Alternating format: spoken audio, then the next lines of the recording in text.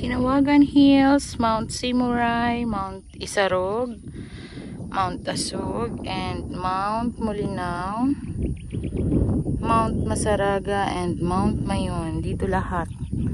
Makikita nyo lahat ng mga mountain na yan. Ang ganda ng sikat ng araw ngayon. Himala din nag-uulan. So, ayun ang Mount Isarog.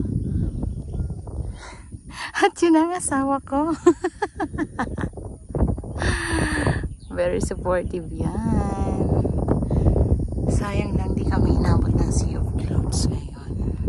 Pero last time, super ganda kasi nabutan namin yung Sea of Clouds dito.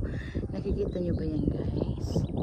Yan ang Sea of Clouds kasi nasa tuktok pa kami ngayon. Bababa na kami. At dito sa part na to, wala kang Sea of Clouds. Yan sana ang inaabangan namin ngayon. Kaway-kaway sa mga nakapunta na dito. Tinawagan Hills, Baaw, Camarines Sur. Yun po ang Mount Mayon, Mount Asug, and Mount Isarog. Oh, diba? Sana all.